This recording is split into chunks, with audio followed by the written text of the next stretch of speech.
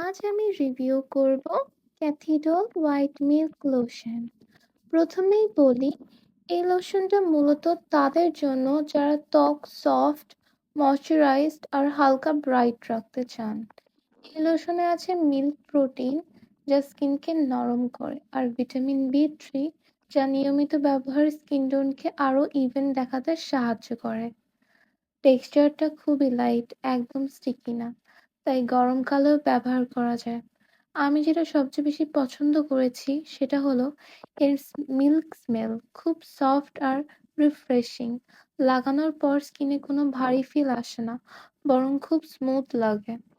Dry skin হলে এটা ভালো ময়েশ্চার দেয়, আর নর্মাল স্কিনেও ডেইলি ইউজের জন্য পারফেক্ট।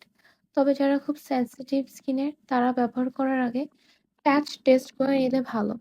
সব মিলিয়ে বাজেটের মধ্যে একটি ভালো ডেইলি বডি লোশন হিসেবে ক্যাথিডল হোয়াইট মিল্ক লোশন অবশ্যই ট্রাই করা যায়। তবে এটি কোনো 4-5 শেড ব্রাইট করবে এমন টাইপের কোনো লোশন না। এটি জাস্ট আপনার স্কিনকে হেলদি রাখবে, দ্যাটস ইট, আর অনেক সুন্দর একটা ফিল দিবে।